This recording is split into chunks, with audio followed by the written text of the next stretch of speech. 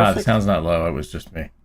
That was just you. You needed to get on, get it up there, buddy. All Yeah. right, cool. Oh, that Very didn't good. sound right at Welcome all, everybody. Pete. Gosh. Well, I did that on purpose for you, my man, and I knew you were going to say something, but that's Yeah, okay. yeah, yeah. Sure you did. You're Right, awake and right, you're right. paying attention. That's the number one thing. Greetings, everybody.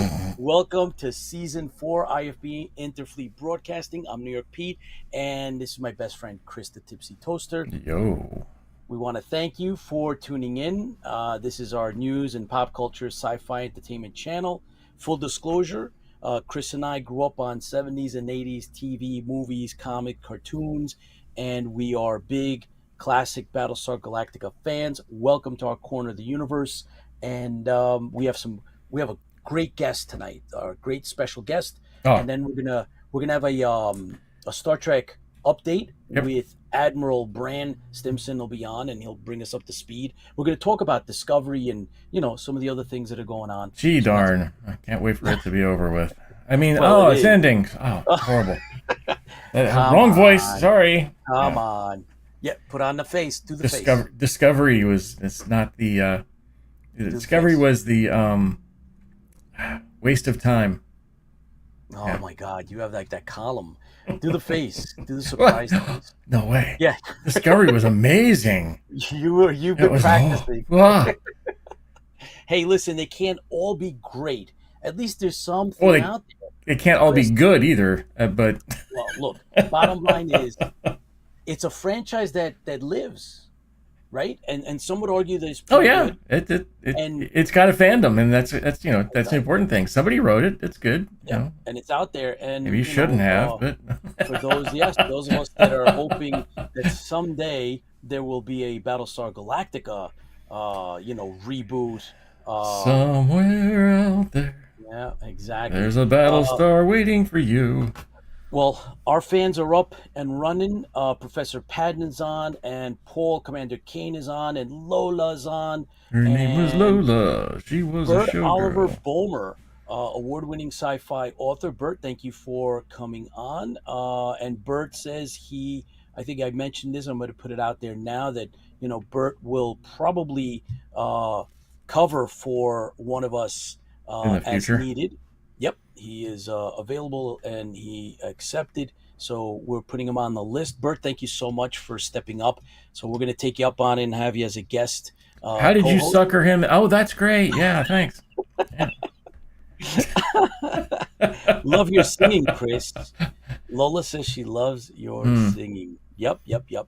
Her name So, was all right, guys. Lola. All right. I know that there's a bunch of you on at least Facebook. I know there's some of you on YouTube. There's a bunch of you all scattered all over. Thank you for tuning in. And you know what to do. Just put in a hi or something so that we can say hello. 95 degrees all week long in New Jersey. Yes, it's a scorcher here in the East Coast. Yes. Yeah. So, Chris, let's do our traditional toast. All right. So tonight, We what are you drinking, Pete? I am Could it drinking. be? Wait. I'm practicing. Eh, eh, Could it be the King of Budweiser? Beers. The No King of way. Beers. You never drink Budweiser. The King of Beers, man. What do you have, Chris? Oh, tonight I figured since it's a great beer. I think it's a cool name. It's an English brown ale. Mm-hmm. Mm. But it has a great name for it because it's not my job. Oop, Okay, so See, not my job. oh, not my job. I thought you were just being sarcastic. Okay, cool. It's not my job. It's Yeah, not your this job. English brown ale. It's a toffee and chocolate notes. Greet this. Oh, sorry. Oh, okay. Toffee and chocolate notes greet the nose and then the palate with this medium-bodied brew. This brown ale would pair well with roast pork, hearty beef stew, or grilled steaks, or Ceylon oil. Okay, that works for me, There we man. go.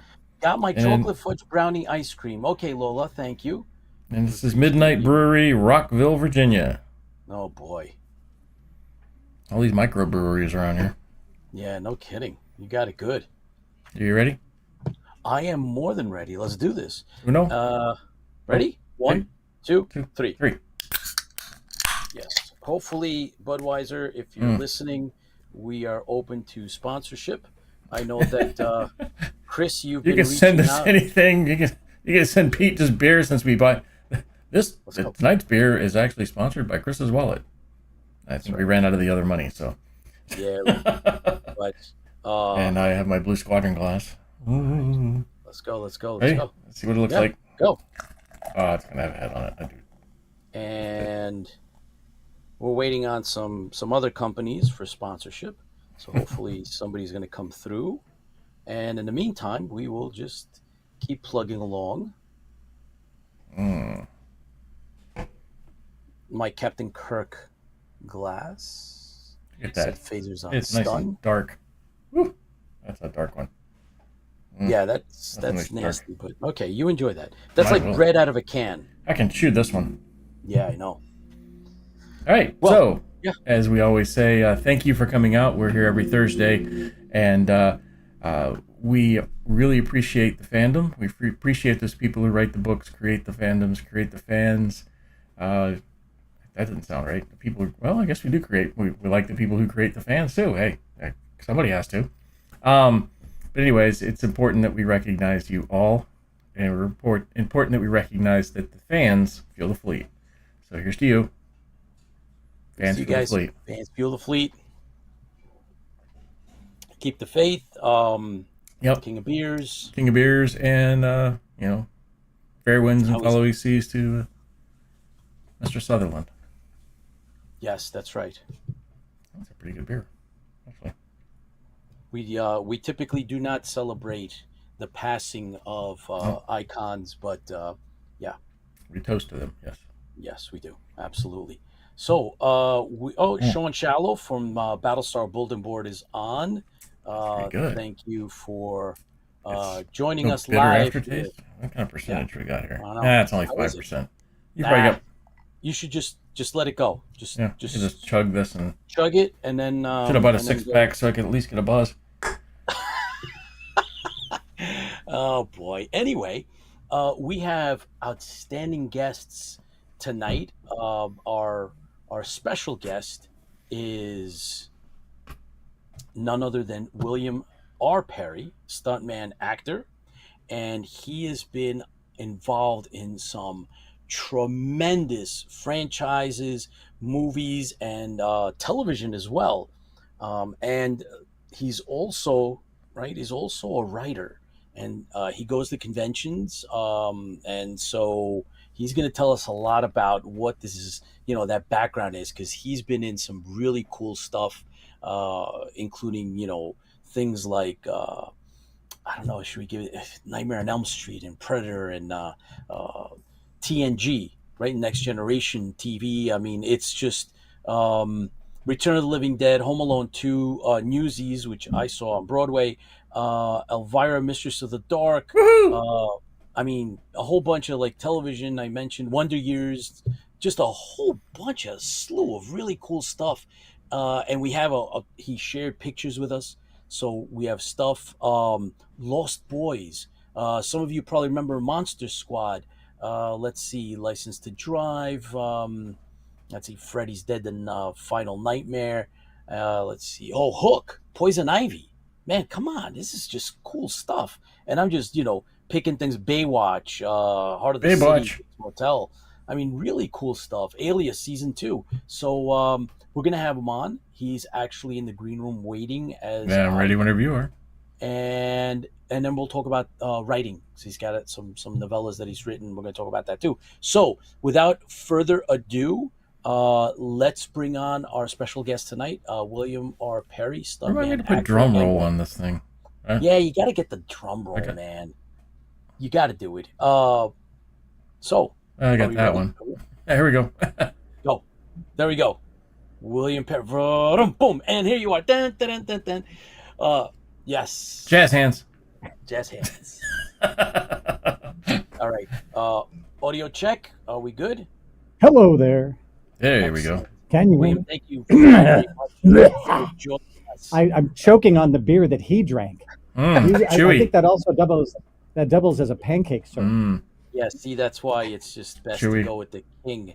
There is one king of beers.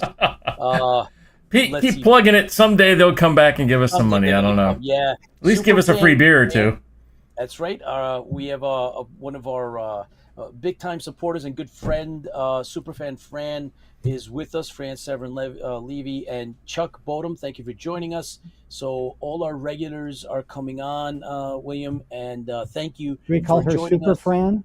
Superfan Fran. Superfan Fran. No, I just call her Super Fran. I'm shortening it. I'm trying to keep it compact. Absolutely. Give her some marketing Fran is really cool. Yep. Writer, and she's not only sci-fi stuff, but she's doing other things as well. Writing and published author, and big supporter of IFB, a good friend of ours. George Giacomis, Emmy-winning tech, is with us as well. George, thanks for joining us. We're here with William Perry. William, you have a heck of a career. Bring us up to speed. How did you start, and how does one become a stuntman? What is this? Tell us about this. Well, it's funny. I wanted to be an actor, and I'm short. And back then I was thin too. And so I was I was a pretty decent looking guy back then. And I was looking for work and just really struggling because guys would say, you're good and you're good looking and all, but you're just too damn short. All the leading ladies are at least 5'8", you're 5'6". And I was also 125 pounds, which is pretty tiny. And everybody says, well, Michael J. Fox was 5'4". Tom Cruise is maybe another, half an inch to an inch taller than me, but he's Tom Cruise, and that's Michael J. Fox. And they were already there. And so it was just kind of a struggle. And then one day, a buddy of mine, a guy named Tony Caesar, who was Wes Craven's stunt coordinator for about 18 or 20 films and did all sorts of television.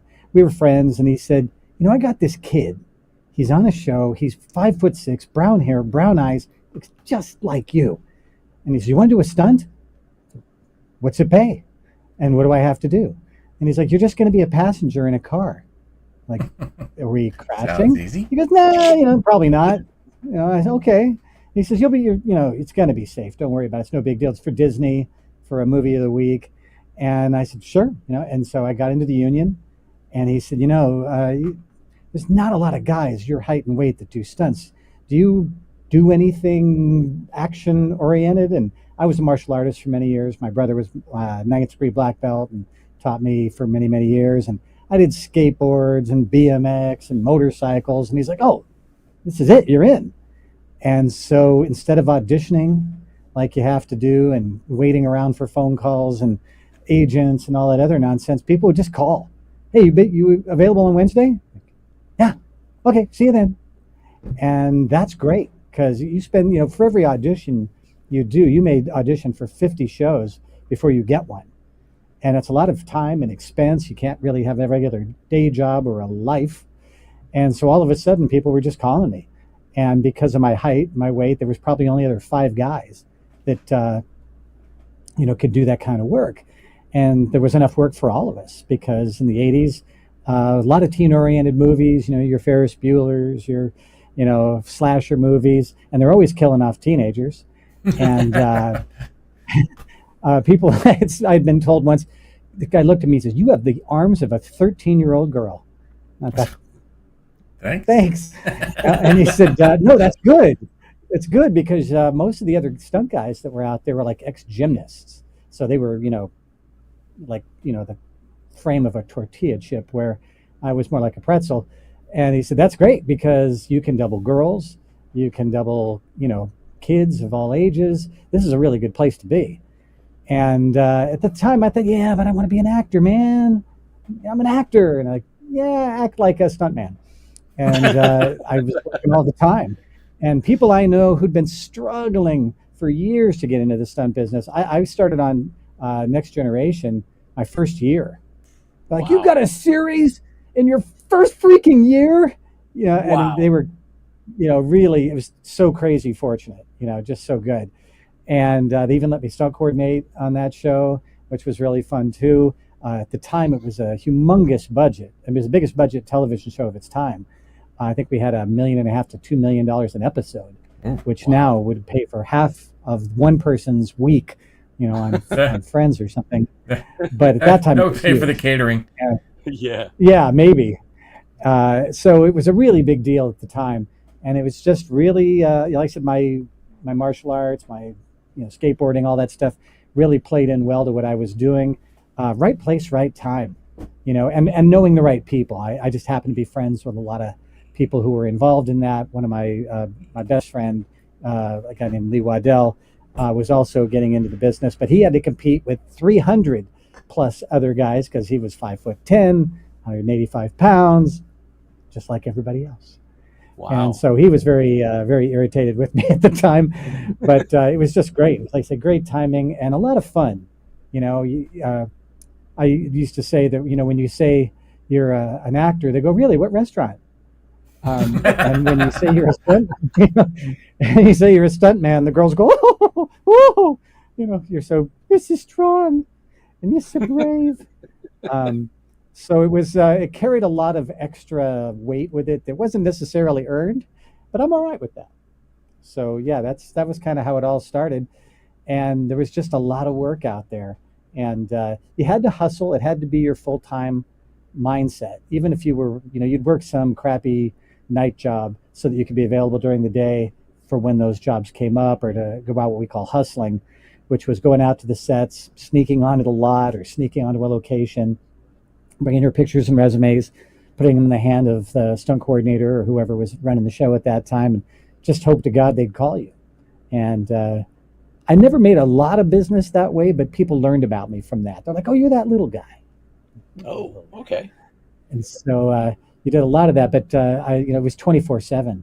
It had to be a massive obsession. You just couldn't be thinking about anything else. You couldn't have girlfriends, because it's okay to have a boyfriend that's a stuntman until they actually recognize that you're never around, and you're either working out or you're out looking for work.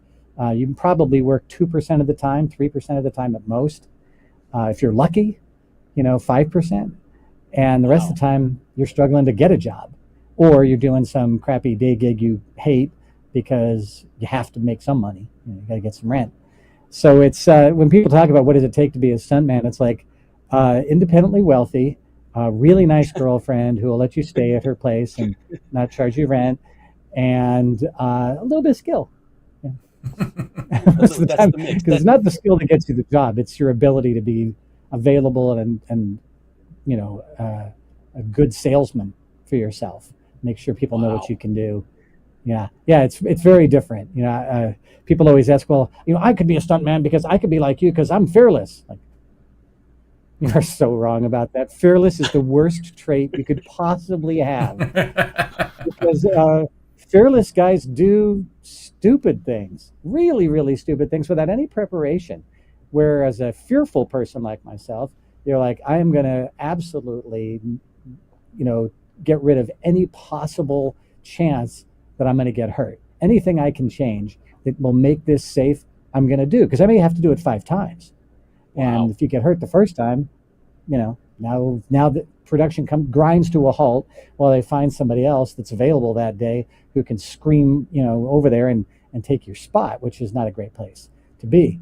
So, it's really more about being a technician, knowing what variables you can and cannot affect. And then when it comes down to the actual shot, can you trust yourself to do the thing that you need to do and not get hurt doing it, and do it 5 more times and land in exactly the same spot, because that's where the camera's focusing. Yeah, a lot of it's that. It's much less about, a daredevil mindset, much more about, I know what I can do, and I can do it 10 times in a row. Very, very a cool. joke. Somebody shared a joke with me the other day, and he said, courage is knowing it's going to hurt and still doing it. And I said, yeah. And he goes, stupidity is exactly the same. Not wrong. The dividing line is, how much did you charge for it? Stupid charges nothing. So William, what the elephant in the room is, did you ever get hurt? Never. Well, that's not never. One time, and it's on the film. A lot of times when somebody gets hurt, they don't show it.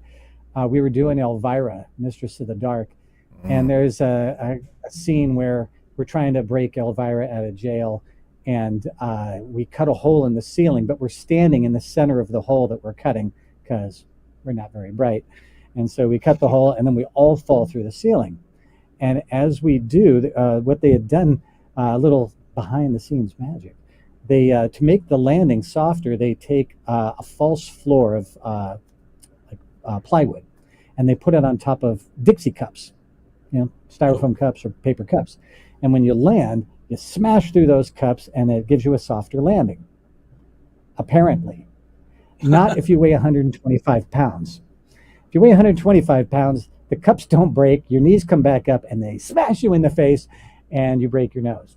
Oh, and so it's actually, if it's in slow motion in the film, and I watched myself break my nose, and it's at the time nobody knew because we only had to do the stunt once, and so I knew something was very, very bad, and so I'm like, oh, I got some dust in my eyes. I'm going to go wash them out with, because they had this dust that went flying up. And I realized my nose is somewhere next to my ear, and it's not feeling good. It hurts so bad, and my eyes are just running, and my nose starts to bleed. And I go into the next room, and I cram a couple of paper towels up there and hope that the bleeding is going to stop by the time I have to go out and say goodbye to everybody, which fortunately it did. So that actually made it into the film. The only other times I got hurt was practicing to do a stunt.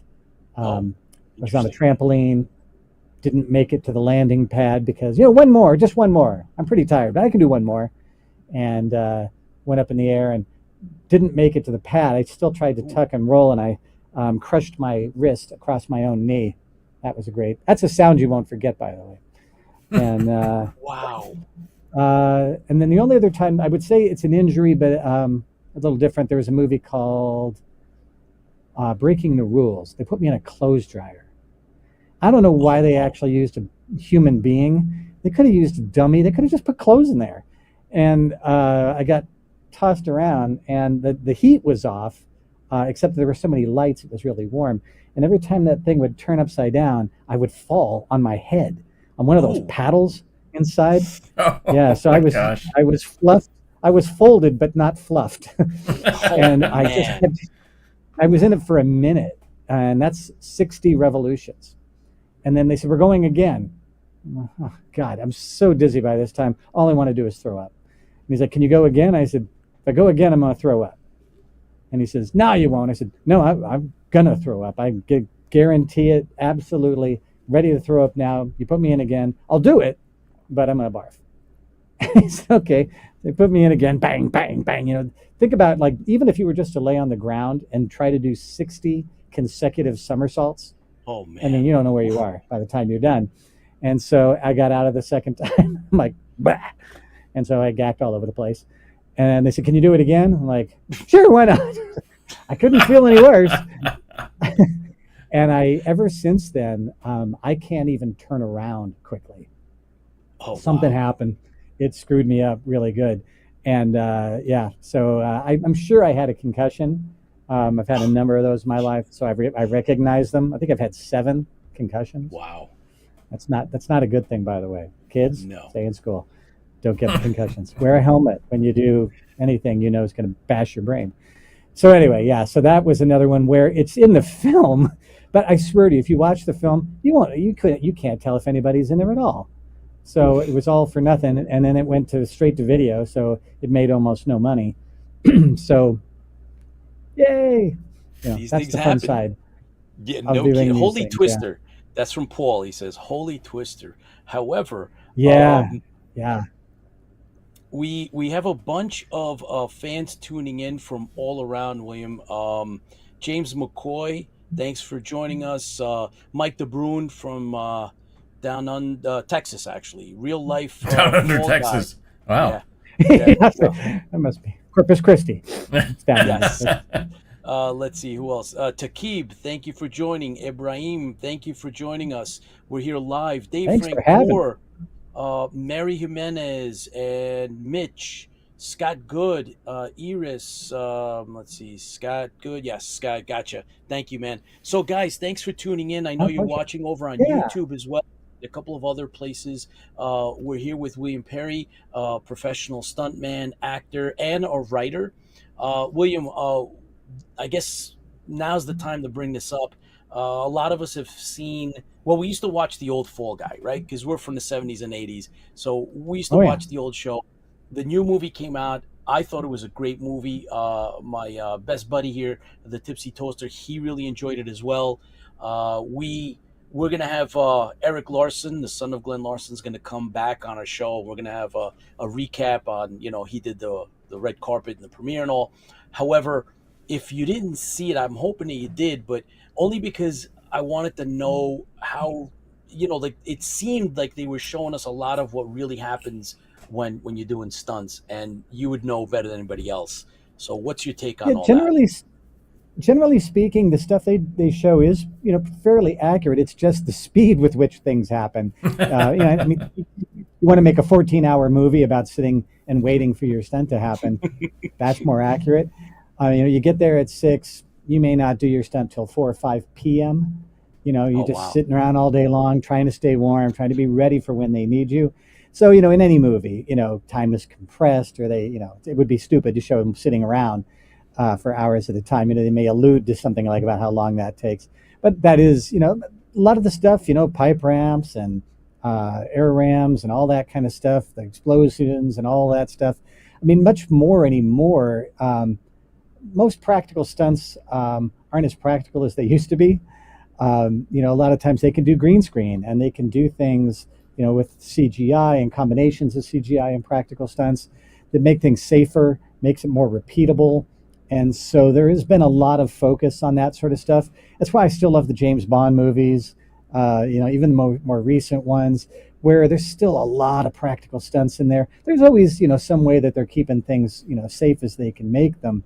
But there's still some pretty amazing, stunt work being done out there. But, like I said, if they can put you on a wire, they'll put you on a wire. If they can use the actual actor, they will, because if they can keep it safe and the actor's, capable of doing those things, a lot of times most of the stunts that you see aren't nearly as dramatic as what you see. And most stunt guys, again, and it's the same with the TV show, most stunt guys will do maybe 2 or 3 stunts in their whole career that are just absolutely, death defying. The majority of the time, it's fight scenes, high falls, stuff that are dangerous. You wouldn't want the actor to do it because there's just too many, possibilities of them getting hurt. But, there's a handful of guys I know that probably have done 10 stunts in their lives that were absolutely just groundbreaking things. Most of the time, it's and especially anymore, it's they'll use CGI because it's getting to be where it's cheaper, again, it's repeatable, and they can make it look just like that actor. They can stitch a face on top of the stunt guy if they need to, or make it look absolutely indistinguishable from reality. So that Wow. has changed. Yeah. Wow. And somebody asked me when I was doubling Will Wheaton on Star Trek. They'd said, was anything you were doing something he couldn't do? It's like, no. Well, maybe here and there. But for the most part, if Will gets a little cut on his face, he sprains a finger, he twists an ankle, well, now you got to wait until he's feeling better before you can shoot again. And that could be days, depending on the injury. A cut, could take a very long time to heal. And so they can't finish anything he's doing until that heals. So for $1,000, bring in a stunt guy. It's very unlikely anybody's going to get hurt, but if it does, let it be him, because Because he's disposable. we're not expendable. But if something happened to me, they can still keep shooting. Because they're not going to show my face, or they're not going to. I'm expected to be a little more durable than that person is. So a lot of times you're doing stunts, not that they couldn't do, but it's just not a good idea. And because I doubled a lot of kids, those kids should be in school if they can be. That's just the right way to treat the kids. They need to get a decent education. The ones that got a great education are the ones that are still doing well now. The ones that the parents didn't care, maybe those kids didn't turn out quite as well. So whenever they could, like with Will, they'd put Will in school if they could. And so it's like, yeah, it's a cartwheel. Let the stunt guy do it. You know, so Wow. fairly simple. And Will couldn't do it. Sorry, Will. I'm really sorry. He couldn't do a cartwheel back then. So. Not to say he can't do it now, but that's beside the point. I'm sure he could. Maybe. I don't know. Well, He's a very nice speaking guy. of- I'm dogging him. Cool. Well, speaking of Star Trek, what was it like being on the set and dealing with everybody? I mean, you obviously had to deal with the actors, so It was awesome. It was so much fun. You know, people say, was it as much fun as it looked like? I'm like, yeah. I mean, not every cool. single minute, but yeah, most of the time it really was. I mean, Star Trek, I mean, when we were doing that, we were breaking new ground. We were the first new Star Trek. And there was a lot of trepidation that we were really, you know, walking on, you know, hallowed ground here. You don't want to mess with that, you know. So the characters were all very different. They weren't trying to, the reboots weren't a thing back then as much. It was more like, yeah, this is a reimagining of a different generation. And so the budget was really big for a TV show, especially. I mean, I did whole movies that had lesser budgets than one episode. And Wow. a lot of the special effects were being pioneered at the time, so there was a lot of neat stuff there. The holodeck, you know, was a very new thing, and so it was really fun. The cast was really cool. Brent Spiner was very kind to me. Will was very kind to me. You know, everybody really was very upbeat. I know there was a lot of talk initially about how Patrick Stewart was kind of standoffish. And I think some of that was just because he didn't know anybody. You know, he was new to this. Television was not his first thing. A lot of people wondered if this was a bad idea for him. I mean, you know, Mr. Shakespeare doing, you know, Star Trek, French name, English accent, what the heck? Yeah. But we had a good time with it. You know, we didn't know if it was gonna take off. I was in the very first episode, Encounter at Farpoint.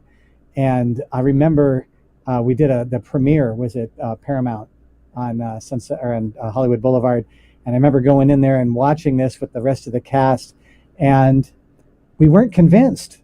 You know, we didn't know if we had something or not. Some Wow. people were saying, "Well, probably won't get canceled mid-episode. You know, maybe it'll last. They won't go to commercial break and never come back." Yeah, and then some people said, "No, I really think we have something." And Gene Roddenberry was there, and he talked very excited, but it was hard to know if he meant it at the time. You know, we weren't sure. You know, we knew we were the Trekkies could turn on us. You know, if they didn't like this, and people were worried it was going to, you know, devastate their career. You know, if you were part of a failed show, boy, that'd be a tough thing to come back from. Wow. I enjoyed it. You know, I thought it was fun. I was, you know, a fan of the old series back in the day and the movies that they had come out with subsequently. So, you know, I thought, hey, we got a shot, you know, and so I did the whole first year doubling for Will. And then the little rat bastard grew 6 inches over the summer. Ugh. It's like, stay away from milk. What is wrong with you? To smoke? Isn't there anything you can do to shortchange those Stuck genetics, your you rat throat. bastard? He did. He was Oh, like 6 boy. inches taller by the next year, and I couldn't double him anymore. The height difference was so different that it just wouldn't work. And so I, you know, called a buddy and said, "You take it." You know. But Wow. it was a lot of fun. Yeah, I mean, I just remember it being fun. Most of what I did was exterior shots, so I wasn't really in the studio very much. So I was doing all location stuff, and you know, holodeck stuff, and you know, Huntington Park here in California. But I just remember thinking, hey, you know, I didn't think about it at the time, but I'm much more aware of it now. People say, wait, you are part of, you know, Star Trek history now. Yeah. You know, you were part of that. And anytime I look at any of the franchises that I was part of, you know, at the time, it was just work. You know, we didn't know whether these were going to be franchises or not, you know, or if the one we did was going to be the last in the franchise. So as you do these things and then you see them sort of, you know, stretch out, yeah, you know, that's really cool. In fact, I think it was about 2 years ago, I looked myself up online because somebody said, you know, you got to Google yourself every now and then, which I didn't know what that meant at first. Fortunately, it's not something we shouldn't talk about. Um, but I found there's a fandom site. I can't think of the name of it right now, but it was all about Star Trek, and I had my own page, and I was Really? so stoked to see that I had my own page. Yeah, somebody's like, "Yeah, this is William Perry." They knew my date of my birth, and they knew all this. They knew every episode I was in, and that was really cool. And people started to write to me on there and say, "Hey, what was it like?" And I didn't know anybody was that focused on the old show. Um, Oh yeah. that there would be fan pages, and they knew all the stunts. They knew who the coordinators were. If it wasn't me, it was really cool, to find that there was such a fandom out there that I was interesting because my kids think I'm dull as saltines. So When they get older, they'll yeah, no, I actually because one's 21 and 22, and the other's 30. They've always thought I was dull, so maybe I am. I was giving you the out, man. I was hoping that Thanks, the yeah, but it's youngest. now because if they see, they're still going to go. You were never interesting. You're still not interesting. You never will be Not interesting. true, not true, not true. We think you're great. As a matter of fact, award-winning filmmaker, director George Zuvalos is watching with us. Thanks for joining us, George. Appreciate it. John Wan, Dave Francoeur, Susan, thanks for joining us. Lewis and Takib. Let's see. I want to try to make sure we usually like to catch all of you guys that are on live. I know there's a bunch of you that are watching on YouTube and some of the other channels. Thank you for joining us. And of course, everybody that watches this later on in rerun. So we usually have, sometimes, we get to that 30,000 mark and better in the reruns. Some people can't come on live, but that's okay. We Damn. appreciate it. We're here with William Perry, stuntman, actor, writer. William, I have a question from one of our regulars wants to know. It's from James McCoy. Is there schools that stuntmen or women graduate from? Yes and no, and I'll tell you why I say yes and no. Yes, there are. Never, ever, ever tell anybody you went to a stunt school. I'm not sure why. I'm not sure what the thing is about it, but at least when I was doing them, you would never tell anybody you went to stunt school. There's some weird mindset that if you went to stunt school, you're just not a badass. And I know a lot of guys who went to stunt school that became very, very, popular stunt guys and worked quite a bit, but they would never talk about it because the idea seemed to be that you needed to learn this stuff, like sex. You learn it on the street. Um, you were, it was just looked down upon at the time. And like I said, I knew plenty of guys who went. I didn't only because the kind of work that I did seemed to be pretty much in my wheelhouse already. But if somebody called me up when we were doing a movie called License to Drive, they said, we're going to throw you out the back of a school bus while it's moving down Oh the boy. street. And of course, I've done that plenty of times. No, of course, nobody's ever done that. So I called my buddies and I'm like, what the hell, man? What do I got to do? And he's like, well, did they, tell me all the information they gave you. And so they did. And they said, okay, let's talk about going through glass. Let's talk about leaving a moving vehicle. Let's talk about landing on a follow vehicle. And that weekend we got together. We did as much as we could to get the basic skills down that we could do to make sure that, I could do it when I got there. And so it wasn't so much stunt school, but you would work out with your buddies on weekends. We would go to a local gymnastics gym and we'd do stuff there. We go to a karate dojo and do some stuff there. We'd, go to some parking lot in the middle of the night and do our driving stuff. And we would work on the skills, but I worked on it with people who'd already been doing it for a while. And that was sort of the preferred backstory, for lack of a better term. You would say, oh yeah, I've been hanging out with Lee and I've been hanging out with Alan and I've been hanging out with, Jeff. And yeah, they taught me everything I know. And that seemed to be a little more legitimate, I guess. And it's not, really, you can learn a lot from somebody who's done this for a long time. And, but it just seemed like the mode was, yeah, tell people that you learned it from other people. Because a lot of times what would happen when you got your first job, it was because somebody you knew that you've been working out with referred you, so they'd say, yeah, Bill's a good guy. You should bring him in. He can do this.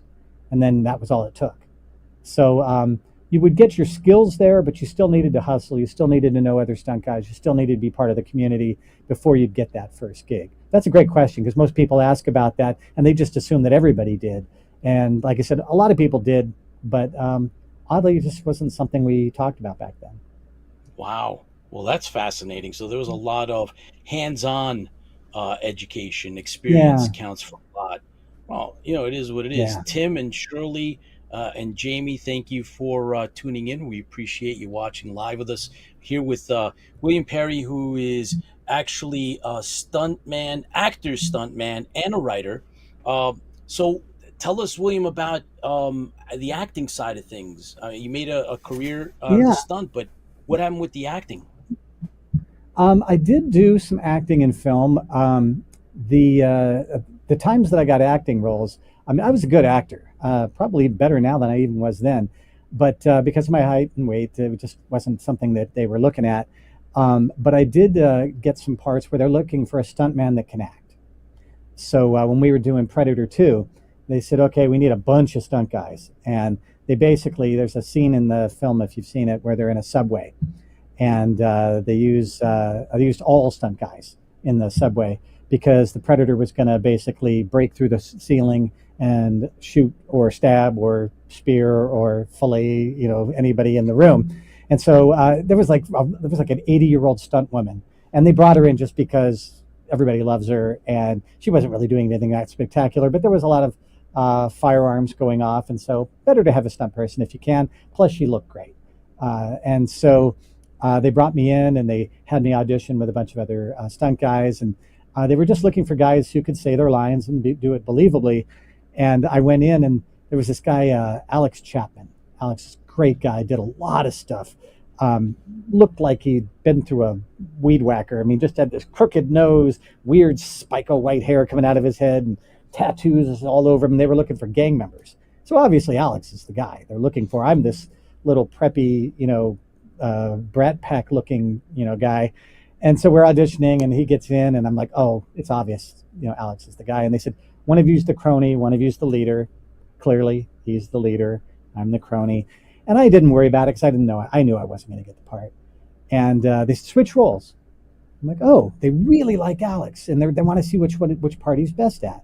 So I just did my best to make sure Alex got the part. And they called me a couple weeks later and they said, hey, we want you for the gang leader. And I said, oh, sorry. And they said, you don't want to do it? I said, no, you got the wrong guy. You're looking for Alex. They said, no, you're the little guy, right? Yeah. And they said, it was so funny to watch this little tiny, munchkin here pushing around these big monkeys. And they said, it was just the funniest thing ever. I'm like, lesson learned there. Do your best to make the other guy look good, and you'd be surprised how much it works out for you. And as an actor, that's always true. And so that was like my first real speaking role. And I just remember, going to the movie theater and seeing myself recognizably for more than, tenth of a frame as I went flying through glass or something. I got to see myself and then have a few lines, and it was just the best day ever, And there's a story I've told on YouTube about Bill Paxton being super cool and helping me because his first role was as a gang member in Terminator. And he was like, man, this is the day for you, dude. This is the day it all takes off. This is going to be awesome. I was like, that was very nice of him. I was scared out of my jeans. I was like, oh, I'm going to screw this up. I just know I'm going to screw this up. I knew what I was doing, but I just, in the moment, it was very scary. And he was very nice to me and said, no, man, this is the first day you ever get to say a line. Enjoy this day like there's no other because you never get this again. Like, that's a great point. And it just made the whole week the best week of my life. Except the week I got married, honey, if you're watching. But it was just so much fun. And then I got to work with Wes Craven a few times, and we worked on People Under the Stairs. And so that was considered a stunt, but they needed an actor, a stuntman that could act to do that as well. And so those times were just the best. I did a lot of theater, but most of anytime I got an acting role in a film, it was because I was a stunt person and needed somebody who could do both. And so, and also when I was on Baywatch, they would because I have that kind of physique. I've got the physique of a 20-year-old woman. I'm up to a D cup now. I gotta Like tell you, 60. Yeah. William. I remember Predator 2. Obviously, saw those, of course, in the movie theater, premiere day, and I remember. I remember. Well, yeah, I live in New York City. I travel in the subway a lot. So when that subway scene came up, it was like, what the That could heck happen. is going on? And so now that you're saying that you're in it, I'm gonna go back and watch it You and be got to like, go back. what? That is so cool. It's a lot of fun. Again, Again, we didn't have a subway here in LA at the time, so we were going to go up to San Francisco and shoot it in the BART, and they decided that was going to be too expensive, so they just brought a bunch of BART cars to Los Angeles, and we put them in a soundstage, and they would just rock them back and forth as we were doing our scenes, so that it would look like, and there was lights made to look like we were moving at the time, but it's all smoke and mirrors. It's all that's movie so magic. cool. So Just so we cool. didn't get a subway Um, for another 5 years. Francisco, thank you for joining us live, Chad. And we got a question from, let's see, we got a question from John One, our very own. How hard were the stunts in Nightmare on Elm Street compared to People Under the Stairs? Difference or not? Um, you know, uh, People Under the Stairs was really just the climactic scene. I come literally crawling through or bursting through the wall. And so you have to, and there's an actress there, and you got to be careful not to hurt the actors. Don't hurt your actors. That's the whole reason you're there, is because you're supposed to have that skill. I did a few of the Nightmare on Elm Streets, and each one of them I did something a little bit different. Had to go through glass, which is never fun. Got chased by a wheelchair from hell, being pulled by a Volkswagen. And what was the other one? Oh, a karate scene in Nightmare 4. And these are very low budget films, or they were at the time. These were $2 or $3 million at a time, and so it was a lot of working fast, not a lot of time to really plan things out any more than you could in the moment. And so I just happened to, somebody sent me the other day a behind the scenes of Nightmare on Elm Street 3 showing the wheelchair scene. And I had completely forgotten they chased me with a wheelchair that was mounted to an ATV. And people had said, well, why couldn't Ira, the actor, do it? I said, because that thing would run you over. I mean, it was very Yeah. close a couple of times because they wanted the camera to gain on you. So you got to be just fast enough. And then when they had it on, when it was chasing after me, they literally hooked it up to a Volkswagen engine and they pulled it with wires. And the thing weighed 200 or 300 pounds. So if Wow. you tripped, if you fell, if it hit you, it was mostly steel. There were some foam pieces on it to make the blades and the knives and everything, but everything else was real, metal. So yeah, but they were fun. I remember at the time thinking, this movie is going to be such a throwaway. Nobody's even going to know. There's just going to be no memory of this film, 2 years from now. And here we are coming up on 40 years, Yep. and people are like, oh my gosh, Nightmare 3 is my very favorite movie of all time. I'm like, you got to go to the theater more often. I mean, really? That's your favorite of all Yeah. time? And they'll tell me stories about, oh yeah, I was sitting next to Susie. I was 16 years old, and she was really, really smoking hot at the time, and she got scared, and she cuddled up next to me, and I got a little side boob action on my left hand. And it was like the best day ever. I think, okay, There's so I there's the know why killer this is favorite. wheelchair. There's where this came from.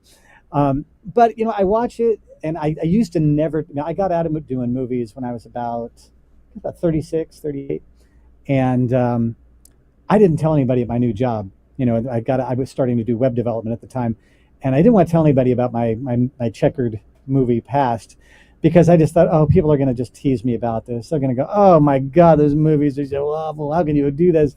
So I didn't tell anybody.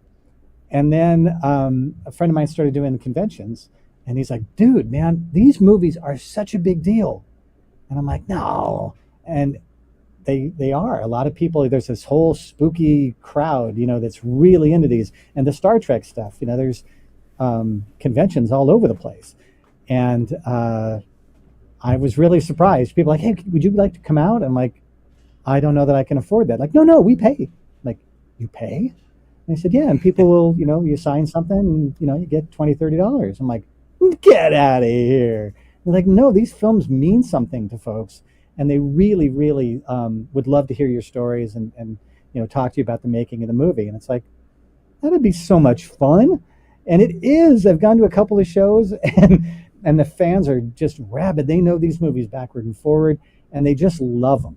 For whatever reason, they love them. They love them a lot. And having done a few, genre movies, or actually mostly genre movies, Lost Boys and Return of the Living Dead and all these different movies, and people are so into them, and their joy from those is just amazing. They come dressed up, and they really, really enjoy talking about those things. And I do too, obviously. I mean, I'm a chatty guy.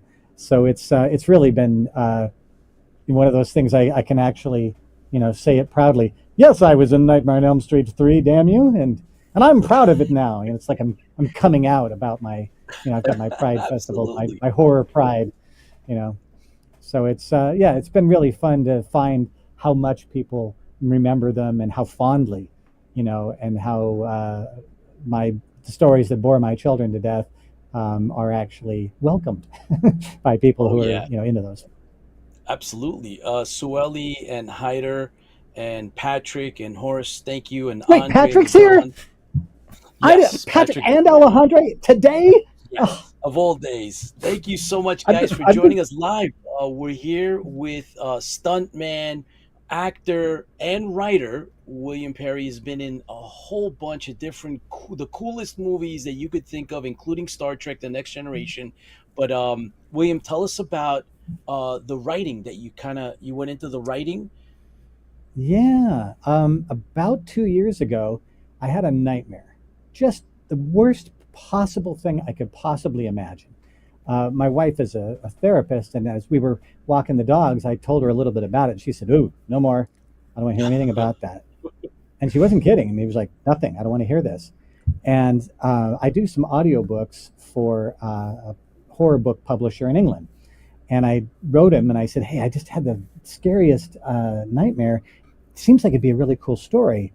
And he wrote me back and he said, "That's freaking scarier than hell." And I said, "That all this guy does is read scary stories." So I thought, well, it must be pretty good. And he said, "Are you going to write it?" And I said, I'm not a writer. I mean, not like that. And he's like, "Well, give me a month. I'm going to see if I can get a start on it. Tell me what you think." So about a month later, I said, how you doing? He goes, "Oh, I haven't even started." But you know what? I remember this dream so vividly, and it was so emotionally affecting to me. It really stuck with me. So I wrote it out, and it took me a few weeks. It's pretty short. It's only about 50 pages. And I sent it to him, and he's like, "Okay." I'm like, "Okay, you hated it?" He's like, "No, I mean, what do you think, like this February 17th? You want to publish it?" I'm like, "You're going to publish it?" And he goes, "Well, what did you think?" And I said, "I don't know. I kind of thought you'd give me a lot of really mean notes, and you'd tell me I was a talentless hack, and that would be the end of it. I would just, tuck my tail between my legs and, go, stupid, you shouldn't have done it, you stupid." So I was really convinced that was what was going to happen. And he really liked it. He said, "What draft is this?" And I said, "Was I supposed to do multiple drafts?" He goes, "This is the first thing you've ever written? That's this?" And I said, "Yeah." And he goes, "I think you have some undiscovered, skill there." Talents. I was like, "Really? You really liked it?" And he said, "Yeah, yeah." And so we published it, and there's an app called Chilling. They picked it up as well, the audiobook version of it, because they have it's like Spotify for scary stories kind of thing. And so they put it on there too, and it's doing pretty well. So he writes to me and says, "Where's book 2?" I said, "Oh God, I mean, I had this one idea, it's probably the one and only best thing I'll ever do." And then my best friend says to me, "Well, what if?" And he gave me this idea. I was like, "Damn it, that's a good idea. All right, we'll try another." And so then the second one's called Out of His Mind. And it's a sequel that happens exactly a year to the day from the previous book's ending. And so we released it exactly a year to the day of the other book. And I was really nervous because it's like, I don't know. The first one was this whole idea that came to me in one thought, in one nice long movie, which I kind of watched in my brain. And people have said, I like the second one better only because you ramped it up. And I always feel like a good Wow. sequel, like Alien versus Aliens, bigger, badder, scarier. Everything that was good about the big one, the first one, is amplified in the second one. And so I tried to do that with the second book. And I guess, it's doing pretty well. People are telling me that I've traumatized them. Hey, all the trauma you can get for $7, Uh, and I've turned the first book into a screenplay, which I'm Ooh. Oh, hoping. Yeah, it's longer. There's more mayhem, and it's told very differently because a screenplay, everything has to be seen or heard, or it didn't happen. And, think about it. It's a visual medium. If somebody doesn't say something, you didn't hear it. If they don't see it on screen, how do you know it really happened? And so I spent a couple of months this time, maybe 4 or 5 months, writing it, and I really like it. I think I even maybe like it a little better than the book in some ways. Um, and I'm shopping it. We'll see what happens. But it's really been fun. I don't write with a plan. I just start writing and see where it goes. Not a, If I have a basic idea, then I just go where it takes me. And my daughter's actually going to start teaching next year as a creative writing. You're doing this all wrong. I'm like, well, if I'm, let me just ask you where your book is. Mm-hmm. Little Miss Know-it-all. But I've really enjoyed it. And my next story that I'm writing is not genre at all. It's not horror.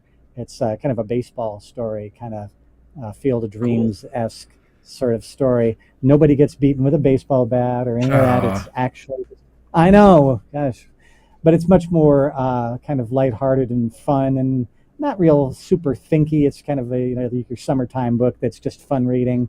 By the time you're done, like, oh, that was fun. At least I hope that's where it goes. So yeah, the writing thing was not a plan. People, I did another podcast with a writer, and he's like, "So your very first book got published," and the guy's name is Broke Writer Dave, and I'm like, I'm not doing this to piss you off. And he's like, "Well, it does." I've been doing this for years. I haven't got it published. I'm like, I'm sorry. I don't know. I had a connection with a publisher, which helped. And it's just now it's just the thing I want to do. I look for those hours where I've got a couple hours just to sit and just type and go as fast as I can and let the ideas go where they go.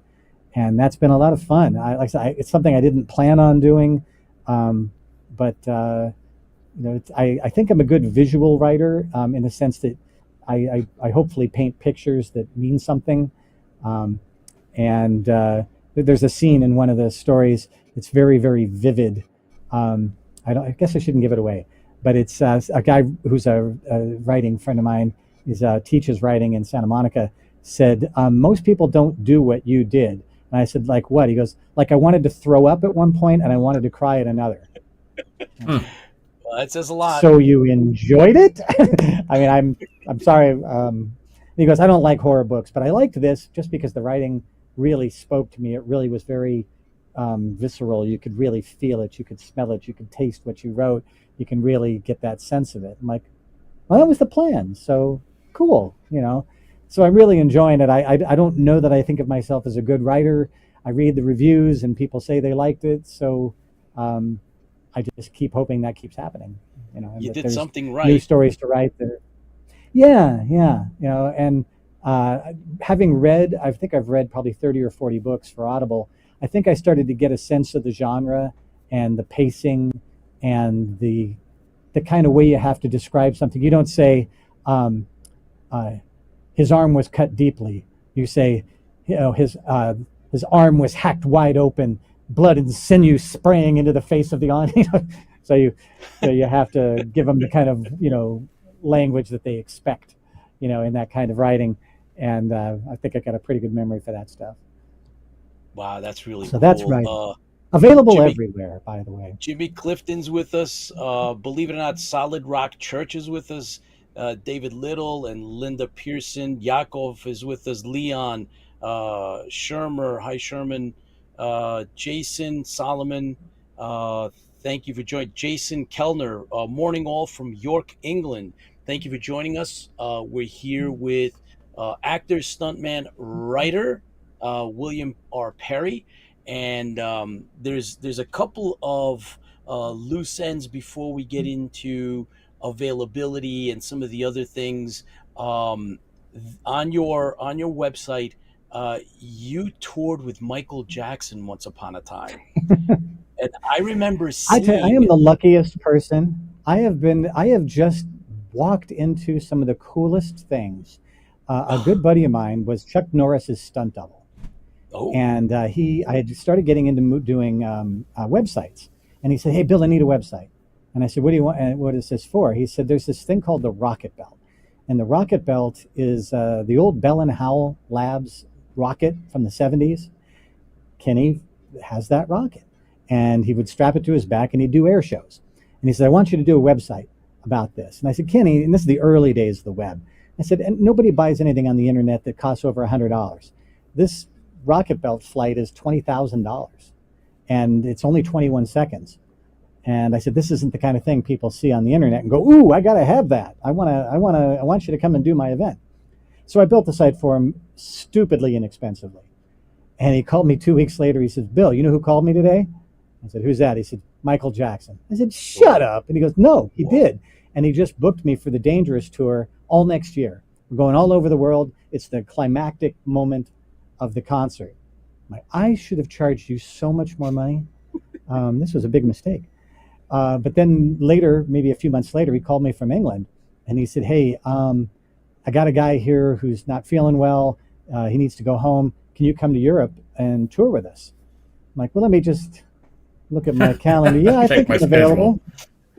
Yeah, and so I flew to England a few days later, and we toured from Wembley to Romania and everything in between, and got to do the concert every night. And I would watch the show either from the in front of the front row or from the side of the stage, and just be amazed at this guy's ability. And great band, big show, probably the biggest tour of its time.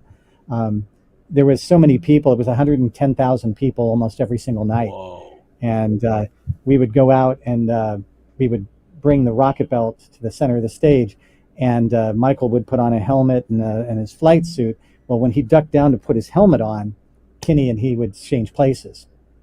And so now Michael's in the box and Kenny's standing there. And we'd strap him into the rocket, and he'd go out in the middle of the audience, and he'd fly out over the audience and spin around, and then he'd fly backstage. And so my part of the show was about 3 minutes, maybe 10 minutes every day. And I was getting paid a stupid amount of money to travel all around the world, stay in the best hotels, have the best time ever, just because I built a website for a guy who happened to be, working on that. So nothing I did to earn that at all. Just, didn't say no. So yeah, it was a great time. I mean, just really, I would never expect to travel the world like that, but then I got to do it on somebody else's dime, which was even better. And the show was fun. No, I have no bad stories. Michael was not this evil person that everybody talked about him being. Seemed like one of the nicer people I've ever met. Really cool guy, very generous, very friendly. I don't know about all those stories, so don't ask. I just know So he was William, great. so the guy, he straps on that rocket and he actually really flies with that. It's not like Really just, flies. it really flies. No Wow. wires, no nothing. In fact, the way it works, they take compressed, pure hydrogen peroxide. Yeah, you're seeing the Oh clip on boy. there. This is just before the trick. You'll see me in a really bad mullet to the left side of the rocket. But he straps this rocket on his back, and it's under high pressure. They force hydrogen peroxide across a silver screen, and that separates the molecules. So instead of having H2O2, you have H2O, which is water. And What? so it Yeah. basically creates high pressure, and then that pressure goes shooting out the bottom, and that basically raises him up in the air, and he flies around for 21 seconds, not 25 seconds, not 22 seconds, because it weighs about 250 pounds. And when it's Oh, flying, it's a rocket. When it's not, it's just a rock. And if you're 30 feet up, you fall 30 feet. There is no parachute, there is no nothing. So it's a pretty dangerous thing. So Michael, of course, couldn't really fly that thing. There's a trick that what's his name, David Copperfield created to do the swap, And people would say, I saw the trap door. So I'm sorry you got to see that. I'm sorry that we didn't fool you. It's not a trap door. Okay, so Michael's walking. If you're all watching this like I'm watching this, Michael's watching. He goes here and watch. Right. He gets down. He's down. Now he stands up. Now Michael is in the box now, sitting on a little shelf. That's Kenny. Kenny Gibson was his name. So they switch places. Michael's now in the box, and he's getting to his limo in about 2 minutes. And we stand out front, and we spend a lot of time making it look like we're doing some sort of preparation. You're on stage. We're strapping. Yeah, so I'm on stage there, just to the left of Michael. At that point, you'll see him swing around, and there I am in my horrible mullet right there on the right now. Okay, we'll spin around, and then we'll look at clipboards for a while for some reason. And like what we're really doing is we're giving Michael a chance to get to his limo. Michael was back in the hotel before the show ever ended. It's kind of funny. Oh, so there we are. And I remember seeing this. In. This was like a big deal. Yeah, it was I pretty didn't go intense. to the concert, Now, but they showed it, and it was like, what? Oh my Now, when God. you watch this clip, you're going to see that he flies around for the better part of a minute. 21 seconds. I'm not kidding about 21 seconds. It's 21 seconds or die. So they just kept showing lots and lots of footage of different flights to make this more interesting and last longer. So he's going to stick his finger up in the air. I think he's doing pull my finger. The whole crowd pull my finger. So he's doing this, and when that thing takes off, it is so freaking loud. It's one of the loudest things you could ever hear. That's why we're all wearing headsets. It is just it's like standing next to a jet. So here he goes. He's actually flying. And that night when we were in Romania, we sprayed pure hydrogen peroxide on the audience because we had a malfunction. Oh. And fortunately, nobody really got hurt. But some people probably came away with blonde hair. Very likely. that fuel is it's like I said, the stuff you put on a cut is 0.05% hydrogen peroxide. The stuff in that rocket is 85% pure. So I have a scar, which I can't really show you, but I have a scar on my hand. One drop landed on my hand and was eating a hole through my hand. Really? Just from, yeah, it's really dangerous stuff. Wow. Kenny at one time had asked me if I wanted to fly the rocket belt because being so little, I could get more flight time than anybody else because I was so tiny. And I said, so really, that's the reason? He goes, well, you don't have the next of kin problems other people have. I said, next of kin? He goes, I mean, you're not married. You don't have a family that you have to. I said, that's not what next of kin means. Next of kin means Bill bit it, and now there's no family to sue us, for what happened. Wow. But no, thank you. No, thank you. He fell one time. The rocket belt had a malfunction. He fell about 25 feet and just shattered his leg. He had the sense, or whatever you want to call this, when he fell, just before he hit, he lifted up one leg so he wouldn't break both legs. If he was going to break one, he was just going to break one rather than break both. Wow. I don't know that I have that kind of mindset, but yeah. And so that wasn't a good way to go. That was not the best landing. So yeah, that's the danger of that. And when they train you, you're on a big tether, and they use like a crane to make sure that you can't actually, screw up more than, not bad enough to kill you. That's one of those crazy ones. Yeah. All right. So yeah, another one of those crazy things I got involved with just out of luck. I always tell people I am lucky, but I'm always luckiest when I'm busting hump, trying to, work my ass off. Well, speaking of working then, I know that you have done some conventions, and your book is available, I think, on Amazon. Am I correct? Yep. Amazon, Barnes & Noble, pretty much any place you get books. And it's also available online if you like. I mean, if you want to listen to this, hopefully I've intrigued you in some way. You can get this for $1 on Audible, $1. Ooh. And it's about an hour. Each story is about an hour, so it's about 2 hours between the two of them. So if you like a good scary story, if you're a parent, I promise you this will screw you up. You'll be traumatized, and you're going to go, how do you even write about that? That's freaking... I won't use the language most people use. It is pretty scary stuff. Not as much gore and blood and slash and splatter, as it is sad and disturbing. My Ooh. brother said to me, "You really need to talk to a therapist." My wife is a therapist. And he's like, "That's good." And my son said to me, "I don't want to be the person that the police come and talk to next. So, I mean, promise me this isn't real with you." I'm like, no, I mean, because much of the book is very, very real because it's people I know and you know, it's my family. It's people I go to church with. The problem, he has a chronic pain issue, which I actually suffer from. So I said, it's all true except for the murdery stuff. Uh, Mostly Okay. the murdery stuff. A little bit of context. Excellent. Yes, And got to put it in context. what about conventions? You said you've done Yeah, some. that's new. I've been doing conventions for about a year, and it's really fun. I'm doing one in Ohio coming up in October, I think it's August or September. Maryland, I'm doing one in Alabama. Those are all Wow. listed on my website, or if you follow me on Cool. Webb's Craven is my handle on there. You can see that.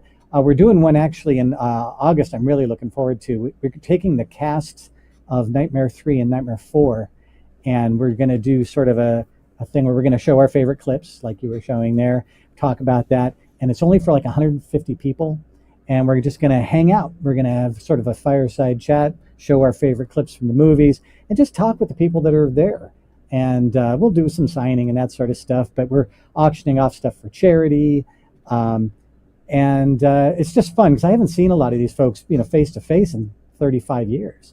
And they're the same nice people they were back then, and we all do these things. And it's just fun. People that come out for these things are so, they're like, "Oh, you're so nice." I'm like, "You're so nice. You're coming out to see me, and you're a fan of these films." And they call me Mr. Perry, and they are so impressed. And we're just folks. We're just people who happen to have a really, kind of aspirational job, which we worked pretty hard to get into. But it's when somebody comes out and they're willing to pay for my signature, it's like, really? Okay, Oh because yeah. I got to travel. It's a lot of travel. I had a 27-hour trip to Ohio earlier this year. People are like, 27 hours? Like, yeah, we had some problems. So that's kind of, you have to kind of bake that into the idea that you're going out and doing these conventions. It feels weird to charge a lot of money for a signature or that sort of thing. So I try to make sure that we have a time to chat and hang out and talk about movies and stuff like that, because that's part of the experience. But they're a lot of fun, and people come dressed as Freddy, people come dressed as the characters, and the horror crowds are so passionate. They dress in weirdest possible ways. The Star Trek people too. I've had people come out and they're dressed as Wesley, and Excellent. so they're like, "Can you pose for a picture?" Like, of course I'm going to pose for a picture. That's the coolest thing ever.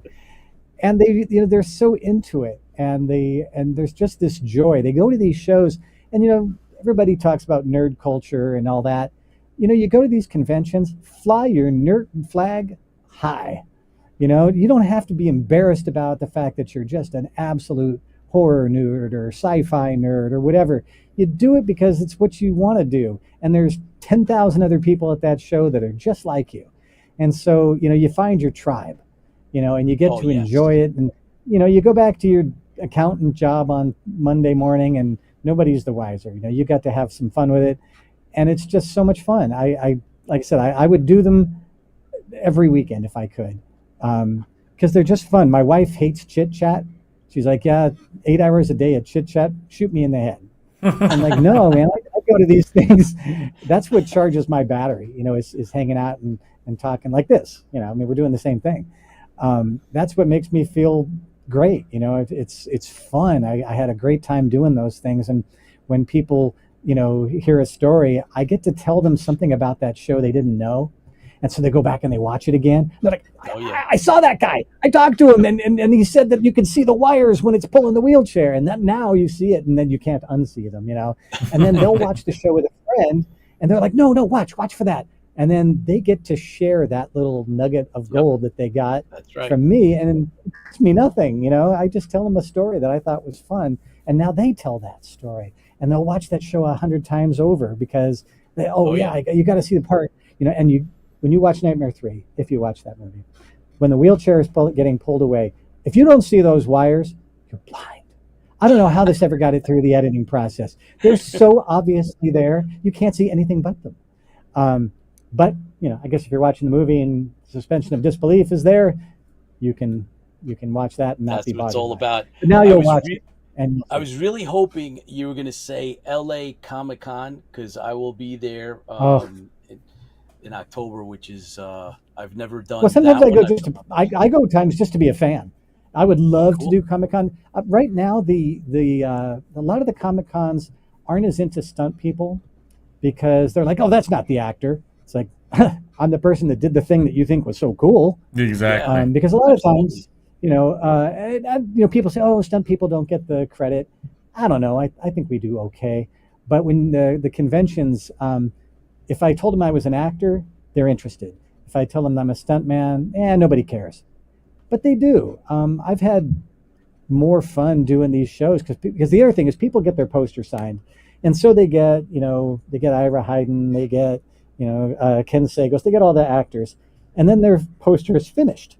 But that's not what they want.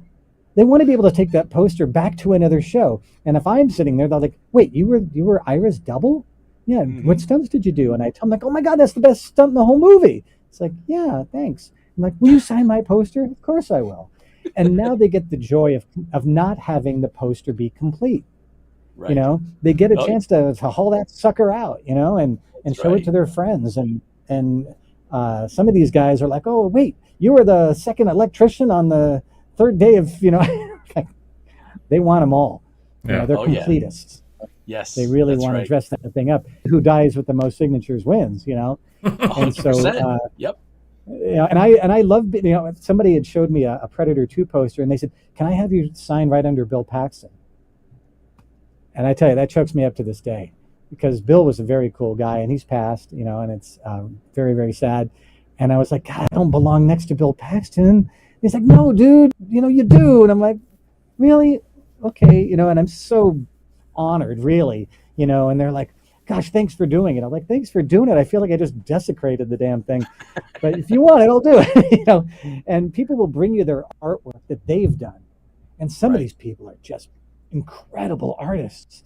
And they're like, "Well, you sign it." I'm like, "God, yeah, but I don't want to screw it up." Like, no, it'll mean more if you sign it. It's like, okay, that's the biggest compliment you could give me. That really is an honor.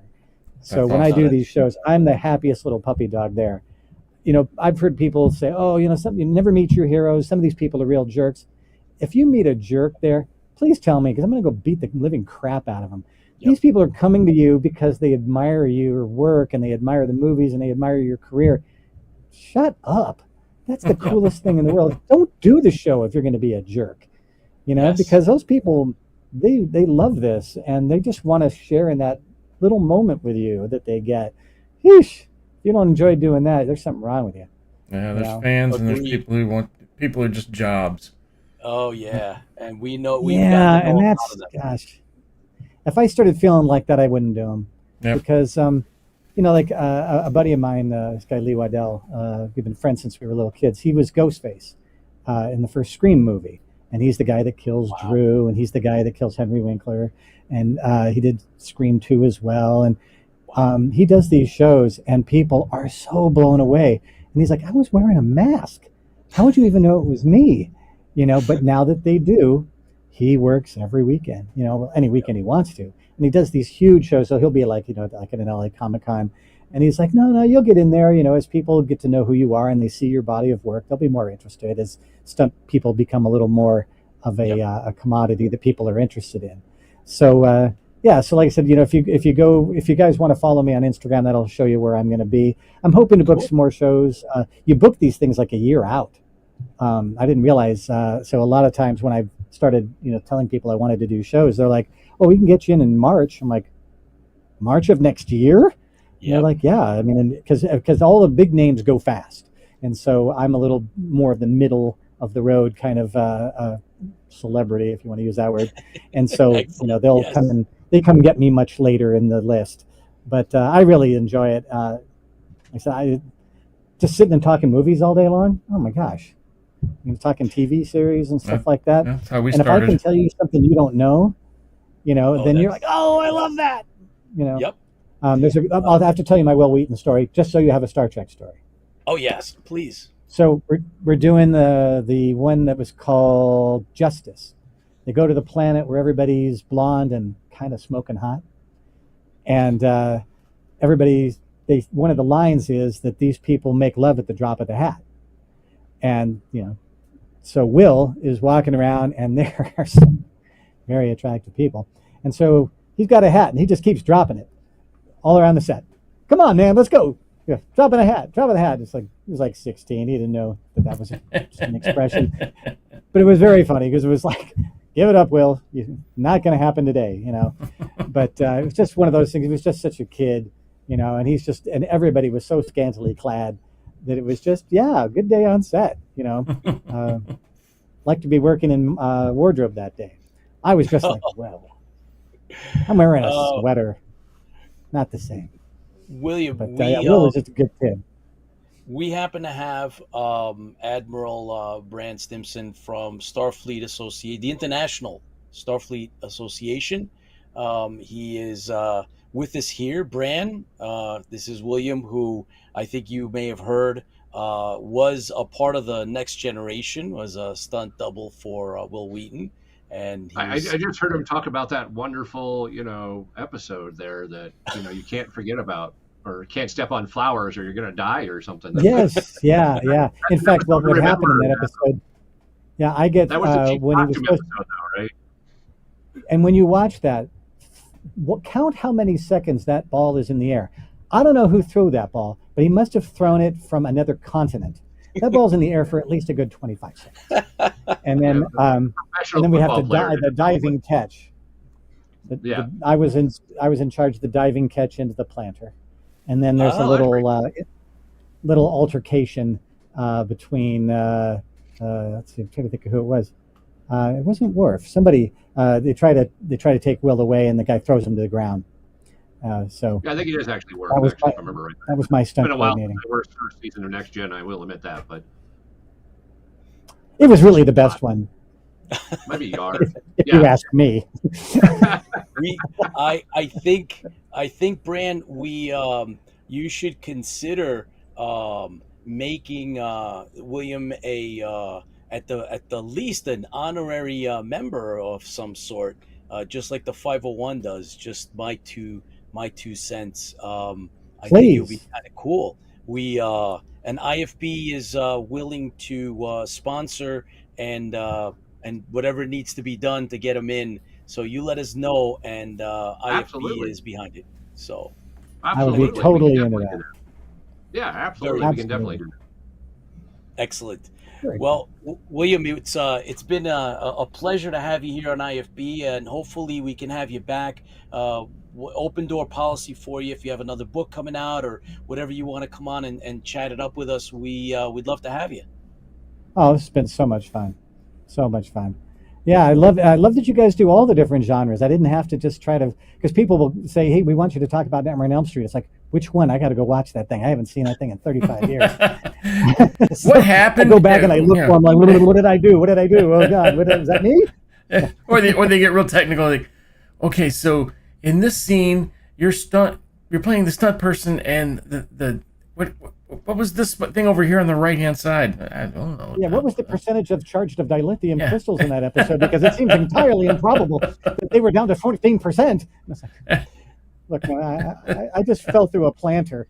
I'd really love to help you. And it's funny because when people do that, I know these things too. I mean, I'm a nerd too, and I will watch these shows, and I know that stuff. And the great thing about the Star Trek things is they respect the fans enough to make them intelligent. Make the shows intelligent enough that somebody can have that answer. And when people think, oh, who cares? People do, because the people that watch these, they really enjoy this, and they don't like being talked down to. Nobody likes being talked down to, I don't think. And so when they didn't do that right from the very get-go, they never played their audience for dumb, or it's not a wizard did it. All of a sudden they just magically appear. PFM. So that's why I love that show. because of that. I'm the same way. If I see something, I lose all sense of reality when somebody does something that doesn't work, that doesn't match. It's like, oh, now I'm done. Forget it. You suck. We didn't ask the question. So what inspired you to want to be? You wanted to be an actor. So what shows inspired you, or what actor inspired you to want to do that? That's a great question. I don't know that there was any one particular actor, but to me, like, it was funny when I said I was ashamed of my horror past. I would tell people, yeah, I wanted to be in something that people like would think about. That movie changed the way I thought, like the movie Glory, Yes. Civil War, kind of thing. That movie, I didn't know anything about that history. And so I looked at that and said, yeah, that movie's going to win Oscars. And people are like, what movie? Nightmare on Elm Street. Oh, I know that one. I know the whole series. So the fandoms are more associated with, with genres. But I wanted to be in a movie that really changed the way people thought. It was, Jack Nicholson, of course, Al Pacino, of course, Robert De Niro, of course. Those were the guys who I looked at and thought, yeah, and I did some auditions with people like that. I remember auditioning with Sean Penn, auditioning against Tom Cruise, and just like feeling like I am so outclassed here. These people are so good. And I thought, no, don't let that get in your head. And it did. That's probably why I didn't beat on any of them. But, at the time it was really, horror films were what were being made. And so that was the greatest. You had the best chance of getting in a horror film because there were just 10,000 of them being made. But, you look at those films now and they're still good. But the ones that people remember are the genre films, the sci-fi, the Predators, the things that had, 10 film, series. But I'm glad to be a part of them. It's somebody said to me, you're part of the universe of these things. It's like, wow, you make that sound really, really good. I never thought of it that way, but now that I do, I'm proud of it. So thank you guys for having me on. I'm so glad to talk to people that enjoy them. Yeah. We look forward to having you back, and it's important that we recognize everybody from in front of the camera to behind the camera. All right, gentlemen. Well, thank you for having me on. And like I said, my door's open as well. I'm always here. Cool. If you turn the camera back on, I'll be around again. I'll come back every week.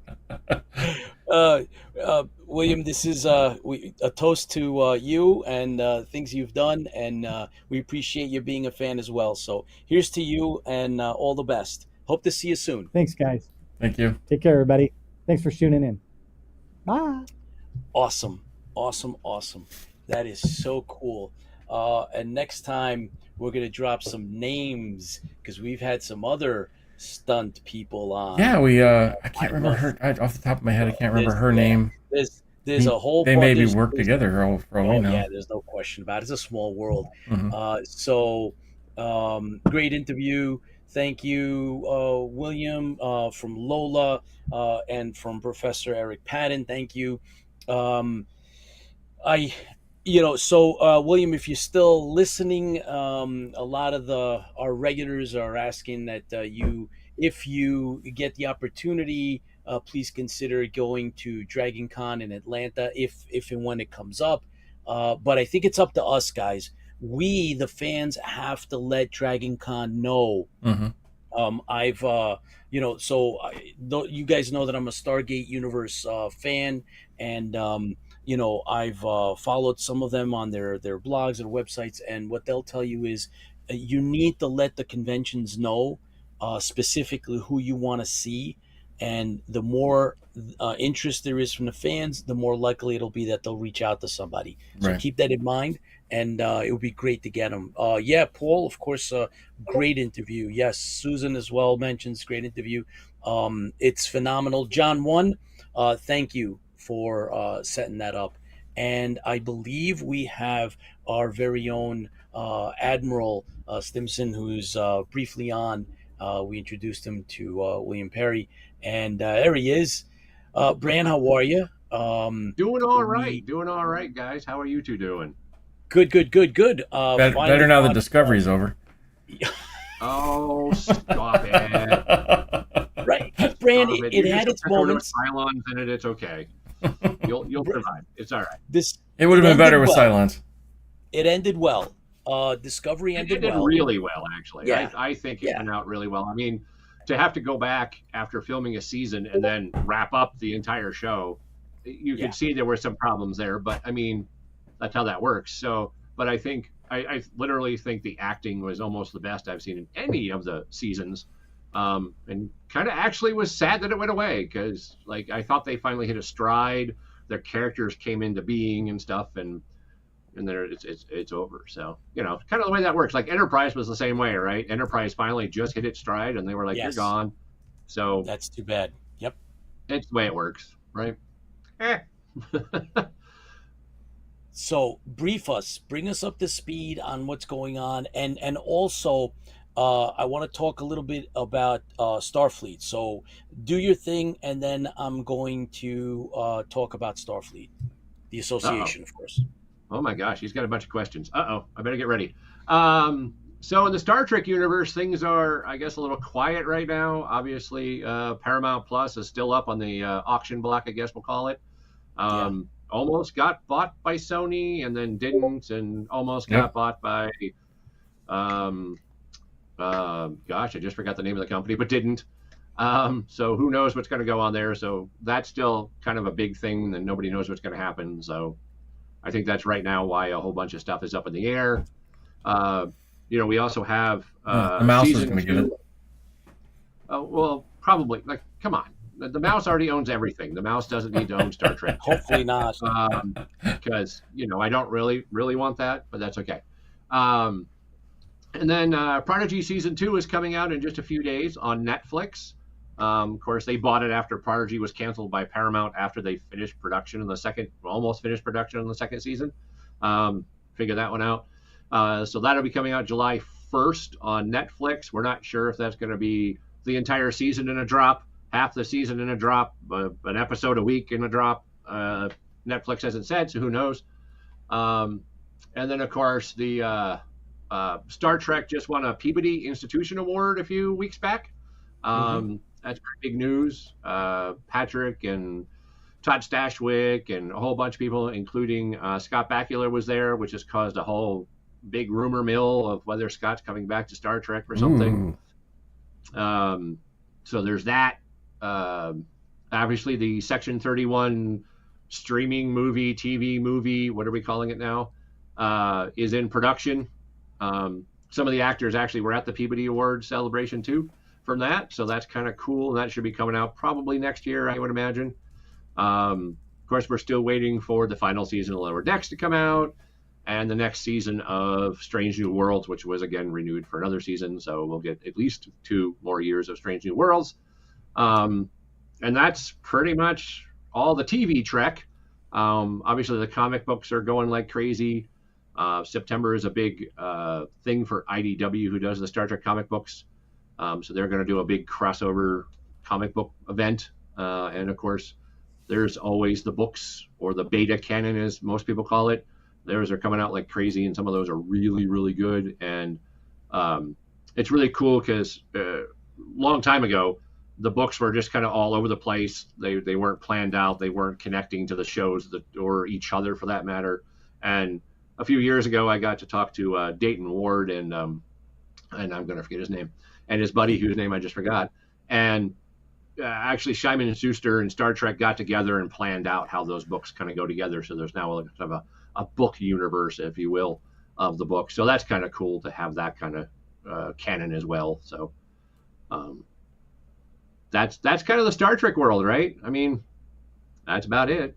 There's not a lot of great news anyway. I'll tell you that just as a quick aside, going back to Discovery, my favorite character is Rayner, Captain Rayner, who I thought that guy was phenomenal. I hope they bring him back in some capacity, in some way. Great character. Actually, my favorite up at the top. Rayner was pretty good. I think it's just because he was in Battlestar you like him, but that's okay. No, I thought it was a cute character. I thought it was kind of neat that it was actually from, a previous episode as a race from Deep Space Nine that we didn't know a lot about. and Right. that was kind of nice, not to see the normal humans or Vulcans or whatever. So, and obviously very angry at the whole Breen thing, which was kind of cool. And I thought he did great too. I thought his anger was really well. It's probably because he's still mad at Adama for getting locked up in that depot That's where he melted or possible. whatever. I just, Yeah, he was serious, right? He was serious about what his character was very serious about what they were doing and their place. I thought it was so cool, right? Like everybody else is pretty nonchalant about everything, bending rules, doing whatever. And this is a guy that's, hard ass, but he's successful, right? He may not yep. be liked by everybody for the way he commands, but he's good at what he does. I know it was just I really liked him a lot. So I don't know, just I think the his style. contrast was nice that you're pointing out, Yeah, right? So yeah, and he had a huge arc in just those 10 episodes, right? I mean, yeah, he was very angry in the start and then kind of yeah. mellowed, and the Discovery crew mellowed him out A little um, bit. a Well, little he had bit. no choice. He had no Well, choice, yeah, Brandon. I mean that's right. It was either you retire or you come back. as You an drop XO, down in yeah. rank, and if this is what you really want, then you're gonna have to suffer through it. And I thought that was really cool. That whole story arc was really great. My favorite character. But what I wanted to ask you about, and thank you for the updates, Bran. I Oh, know that of course. amongst everything else, let's not forget. I'm gonna take you down a different path, but mention the charity, the charity that you do, and the tribbles and the conventions, right? So those Oh, things yep. we need to talk about. But how does one go about renewing membership in Starfleet, right? The International Star Trek Fan Association. It's the oldest. It's official, right? So for those of us that have to renew, and for those of us that need to join, what is it that we have to do? How do we do it? Okay. Well, Tipsy's being very nice and showing the SFI.org website. So you go to SFI.org, pretty simple there. And then there's two different join renew buttons on the site. They both lead to the same place. Um, there's demonstrating with a nice little wiggle of the mouse. So you click on that, and it'll take you to the membership page, I guess we'll call it. And this shows you the rates. Now they just changed this year. We had to up the rates a little bit for the organization because we have more operating budget. Things are getting more expensive in the world. So our web hosting is more expensive. We're trying to get some more stuff with our web hosting, so it costs money. But if you're a new person, you pick which one of the 6 categories, so pretty much an individual member to a family of 6 people. And then you would click the blue button. If you're renewing, I believe it's the black button right there at the top that says renew. You would click that if you're renewing, and that should take you, Tipsy can go ahead and click on that, take you here. And if you're renewing, you have a membership number. And most of the time you get that. So I run membership services for Starfleet as of this administration. And we have an onboarding process. It's slightly broken at the moment, so sorry to all those new members that might be listening. But you should get an email from Starfleet or your chapter, because as Pete will tell you, my chapter, the Tiburon, sends out a weekly email, a weekly Yes. newsletter email, and I try to include this information there as well. But you would put in your membership number, or SCC number as we call it, and then you would go through the process. It would verify your information. So if you moved, you can update it. If you changed your email, all that fun stuff. And then the payment portal is actually through PayPal. So you don't actually need a PayPal account, but when you get there, it would take you to a PayPal screen. You can use your PayPal account should you have one, or there's a button that should say use your credit debit card, and then you would click on that, and then it will magically take the money out of your account. And then we get an email. If you're joining, Tipsy's now showing you the blank form. There are some required fields, so we do need to have a email address. we do need your date of birth, which is not a required field at the moment. So what Tipsy is showing you is our current database, as we call it. It's how we do our memberships. We keep all your information in there. It's secured. Oh, excuse me. You pick your chapters. But we're actually about ready to launch a new database, which is more secure. This one was built sometime in the early 90s, if I remember right. And, you know, it's now 2024, so it's a little taped together. It's very MacGyvered. And it's a little hard to maintain. There's a lot of information in there right now that's all pieced together with, you know, bubble gum and duct tape. So we do need a email address, and we do need a unique email address for every member of your family. So if you're signing up your wife or your kids, kids are a little different, obviously, but we do need a unique email address because that will become your login, your username for the new login. But you have information here where you can put all the information in, their date of birth, so we know if they're minor or not, so they don't have to vote, blah, blah, blah.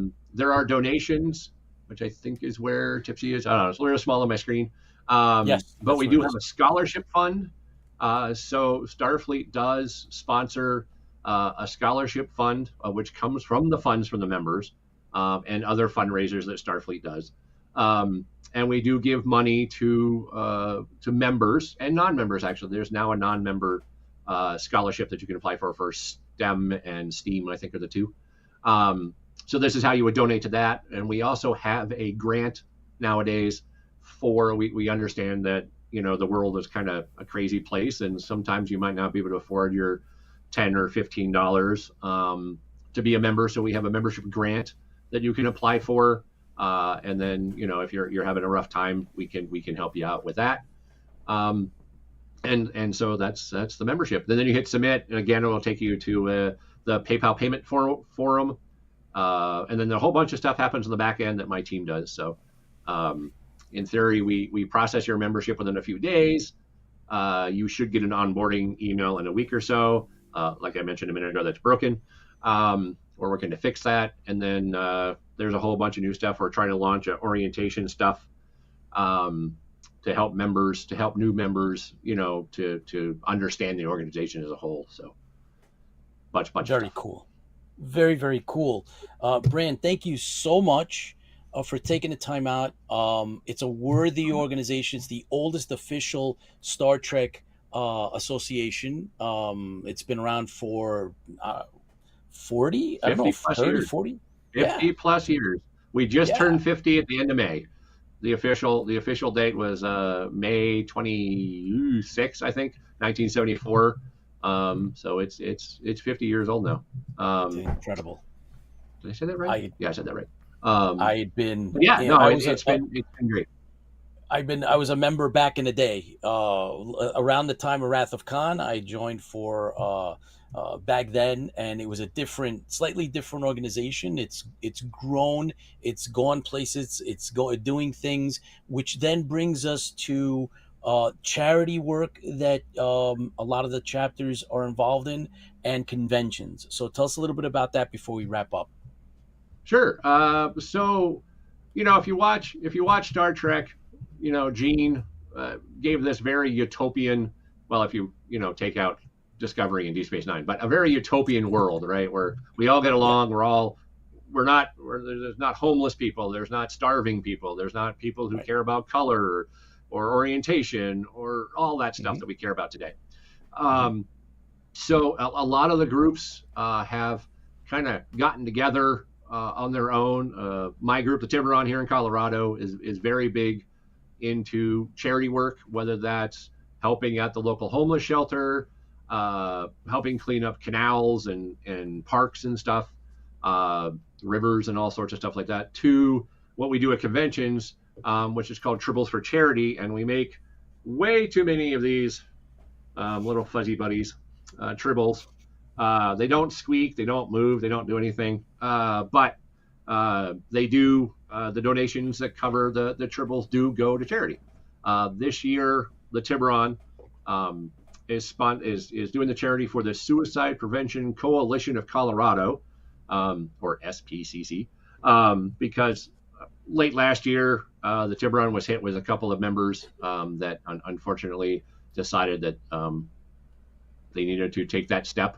and it really affected us. And then we had friends that lost family members from that. The end of 2023 was not the great for that, but we need more help in that area. We need more help in lots of areas, really. But so we decided that this year, instead of what we used to do, we do 10 to 12 shows or conventions a year, the Tiburon, which is a lot, and I think I'm insane for doing that many.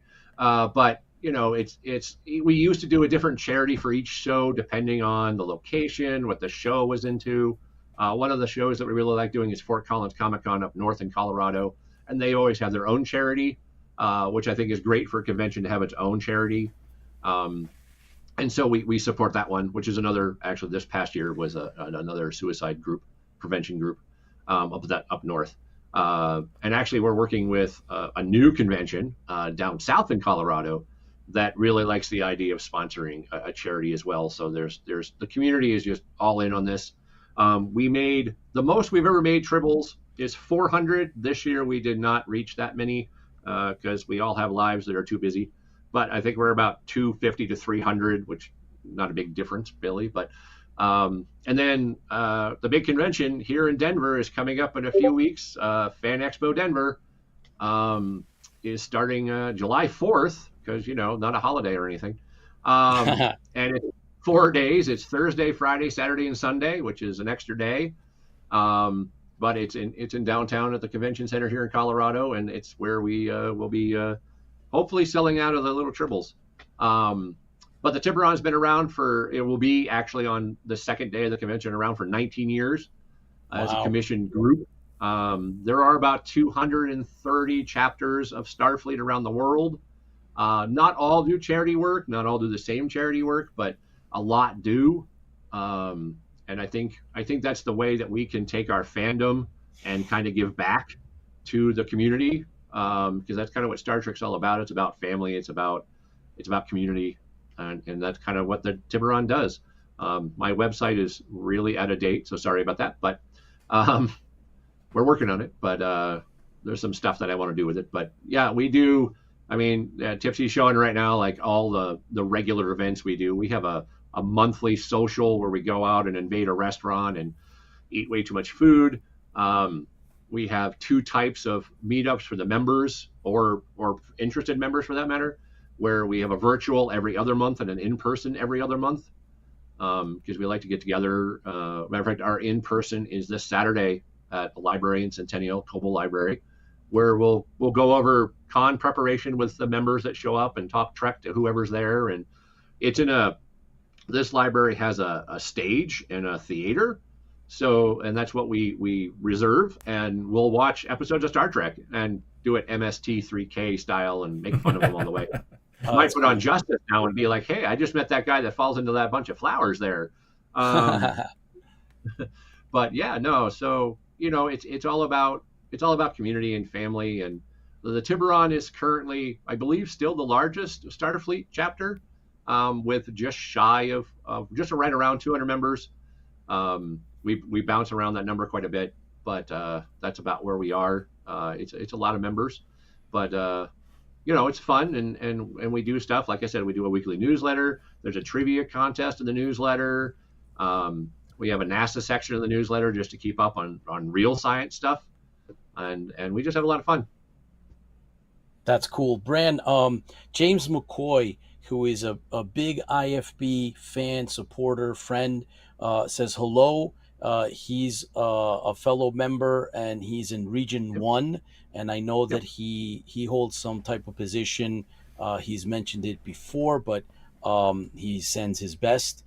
Dorian Keyes, award-winning sci-fi author, good friend, composer, and actor too. Does a little bit of acting. He's with us as well. Sends his best to all here. And hello to you, Dorian. Thank you for tuning in.